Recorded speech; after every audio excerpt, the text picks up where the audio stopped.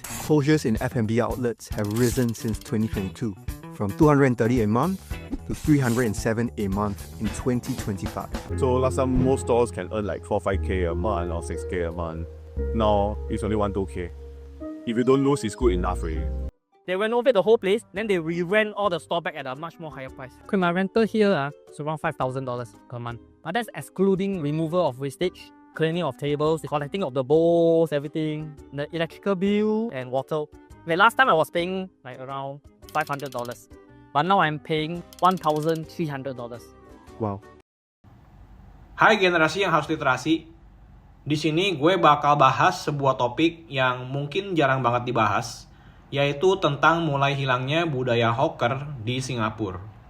Dimana sebenarnya budaya hawker ini tuh udah jadi identitas budaya Singaporean banget kalau misalnya kalian berkunjung ke Singapura. Biasanya yang disebut sama budaya hawker ini adalah sebuah kumpulan kedai-kedai makanan yang ngejual berbagai jenis makanan. Baik itu ada yang street food jenisnya, atau ada yang proper juga yang kayak kantin gitu ya. Dan ngejual makanannya itu di dalam suatu space besar gitu deh. Jadi mungkin kalau misalnya gampangnya tuh kayak food court lah ya.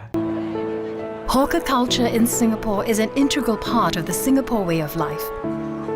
It reflects the multicultural identity of the society and strengthens social cohesion through community dining and interactions. Orang-orang yang datang ke hawker ini ya tujuannya udah jelas pastinya mau ngapain ya, yaitu tentunya untuk makan. Dan karena banyak pilihan, mereka bisa milih lagi pengen makan apa. Tapi sayangnya, budaya hawker ini udah mulai berkurang dan bahkan terancam bisa punah. Karena faktor-faktor yang nggak cuma berasal dari kebijakan pemerintah Singapura aja, tapi juga masalah dari perubahan generasi dan juga behavior orang-orang lokal di sana dalam melakukan spending. Yang bakal gue jelasin lebih detail lagi di dalam video nanti.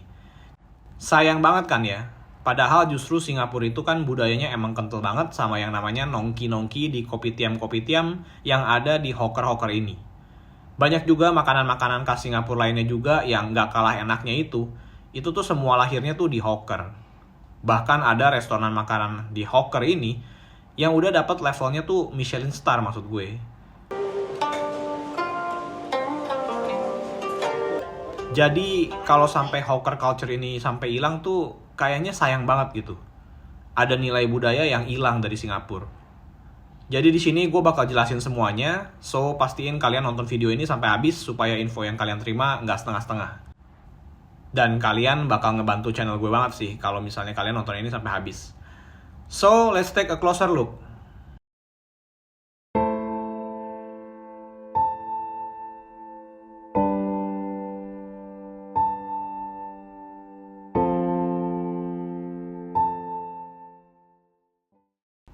Oke, sebelum gue mulai dengan apa alasan yang ngebuat hawker culture di Singapura ini mulai menghilang, ya tentunya gue mau jelasin dulu sebenarnya tuh budaya hawker ini mulainya sejak kapan dan gimana munculnya sampai jadi budaya di Singapura. Jadi hawker culture ini itu sebenarnya udah ada mulai sejak tahun 1800-an, di mana pada saat itu para pekerja-pekerja imigran yang datang ke Singapura, yang buat kerja di Singapura itu mulai ngejual makanan-makanan homemade dari masing-masing etnis mereka. Hawker culture has a history dating back to the 19th century when early migrants sold their food on the streets. Jadi sebagai konteks, Singapura itu jajahannya Inggris ya. Jadi para pekerja-pekerja imigran ini waktu itu masih dijajah oleh Inggris di Singapura. Terus seperti yang kita tahu juga, kalau di Singapura itu tuh juga ada beberapa etnis ya. Kayak Chinese, Malay, India, sama bahkan ada Indonesia juga. Dan di saat itu, semua tuh mereka ngejual makanan-makanan mereka di pinggir-pinggir jalan. Jadi pada waktu itu, hawker dikenal sebagai street food dulu. Kenapa mereka melakukan hal itu? Ya tentunya jelas karena modal yang mereka keluarin nggak terlalu besar pada saat itu. Terus juga karena di sana etnisnya beragam, jadi tiap-tiap masakan itu pasti punya demand-nya. Karena pasti kan banyak juga yang ngerasa homesick gitu. Menetap di negara yang bukan tempat tinggal mereka langsung, dan juga kan bersama dengan etnis-etnis lainnya juga ya tinggalnya. Itu juga pasti kan culture dan makanannya juga beda-beda. Kalau mereka ngejual makanan homemade mereka sendiri, seenggaknya kan malah memperkenalkan makanan etnis mereka ke etnis lainnya ya kan. Kayak contohnya, ini ada street hawker yang jual baku teh yang rame sama orang lagi makan. Terus juga bisa nyobain makanan yang baru juga kalau dari etnis lain. Jadi experience-nya tuh buat nyobain makanan yang baru tuh makin banyak.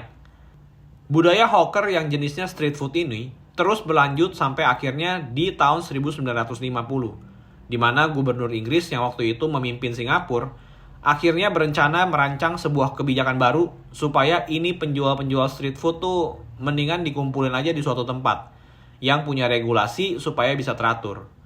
Karena yang terjadi pada saat itu, ya yang ada penjual-penjual street food ini tuh ngebuat pinggir jalan jadi kotor. Banyak sampah-sampah, dan juga bahkan ada laler sama tikus-tikus yang berkeliaran bareng orang-orang makan di sana ya. Jadi ini ngebuat kotanya tuh jadi nggak higienis, dan malah bisa jadi sumber penyakit. Nggak seperti Singapura yang kita kenal sekarang lah. Makanya itu semua digodok rencananya, sampai di tahun 1960, itu akhirnya hawker center yang pertama itu dibuat untuk menampung semua para penjual street food ini di suatu fasilitas yang bersih, rapi, teratur, yang ada aliran airnya sama pembuangan limbahnya tuh udah dirancang semua jadi lebih baik lagi. Nah, tapi sayangnya, sampai tahun 2025 ini, budaya hawker di Singapura ini mulai ngalamin kemunduran nih. Banyak pemilik-pemilik kedai hawker ini mulai nutup tokonya, yang padahal tuh mereka udah buka berpuluh-puluh tahun yang lalu. Karena banyak faktor-faktor yang ngebuat bisnis hawker ini semakin sulit. Dan ini gue mulai dulu dari kebijakan pemerintah Singapura ya.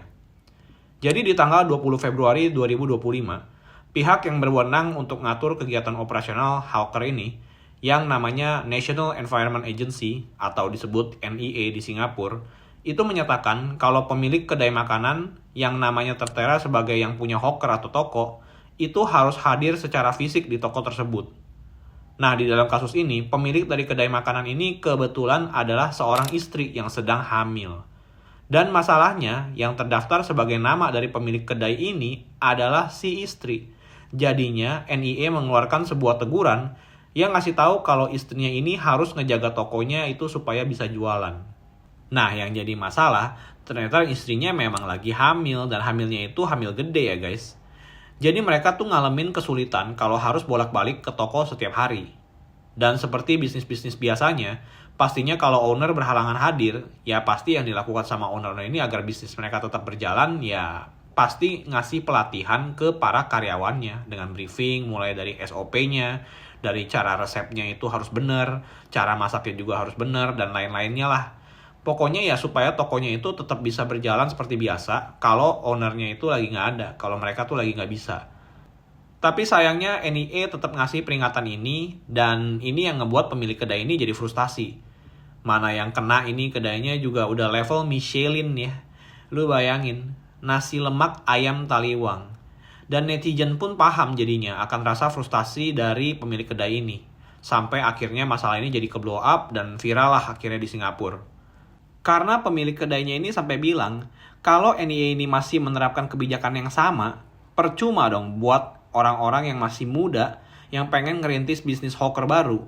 Karena kejadiannya ini menyulitkan si hawkernya. Apalagi mengingat tentang biaya-biaya operasionalnya untuk membuat sebuah toko di hawker center ini tuh juga nggak murah ya. Yang sekarang gue lanjut ke faktor keduanya, yaitu operational cost. Pastinya kalau dibandingin sama street hawker, di mana orang tuh bisa langsung aja buka tenda, bisa terus jualan di pinggir jalan, itu pasti biayanya beda banget lah kalau ada di sebuah fasilitas. Mereka harus bayar sewa tempat, air, listrik, internet, yang ngebuat mereka juga tuh makin harus aware sama profit yang bisa mereka dapetin tuh omsetnya berapa. Nah, tapi yang jadi pertanyaan, sebenarnya tuh harga sewa tempatnya tuh berapa sih di sebuah fasilitas hawker center ini? Jawabannya itu beragam. Karena sistem sewa mereka ternyata berdasarkan lelang. Sebuah channel YouTube yang namanya Left Right ini udah lengkap banget penjelasannya, yang skemanya itu kayak begini.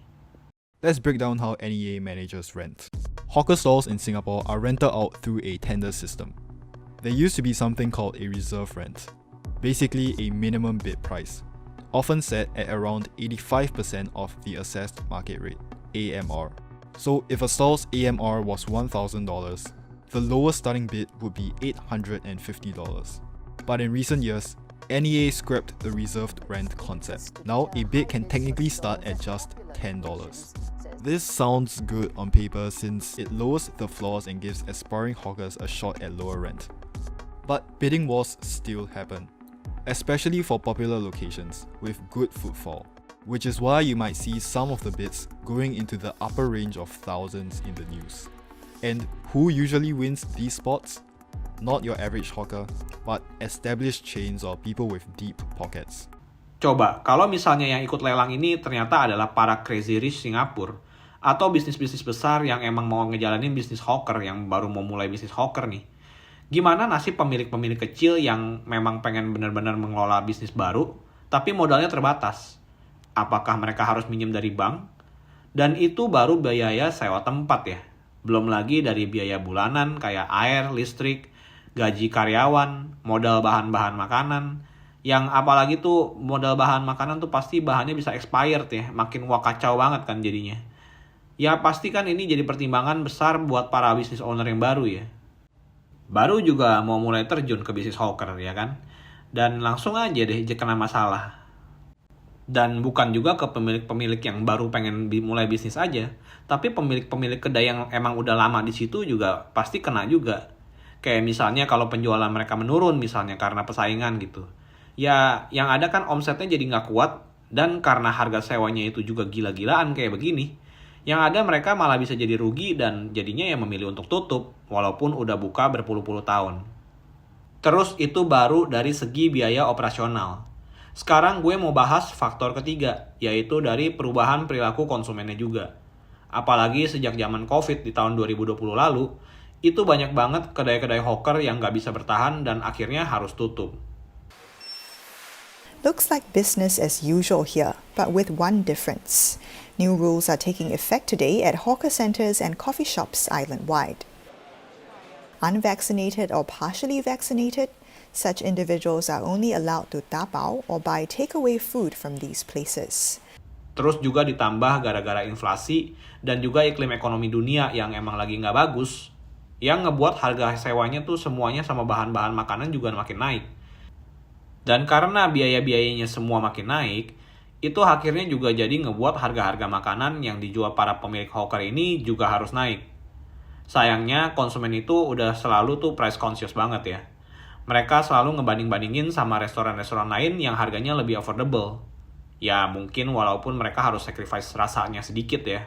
Yang penting mereka bisa beli dan nggak ngeganggu keadaan ekonomi lah. Apalagi yang namanya persaingan itu juga ketat kan. Ada kedai makanan di tempat lain yang mereka bisa kirim via GrabFood atau Foodpanda misalnya. Itu mereka bisa dapat jadi bayangan deh. Dan ngebandingin harganya secara online tuh jadi lebih gampang lagi. Kalau di tempat B itu lebih murah daripada tempat A ya mendingan pilih tempat B aja.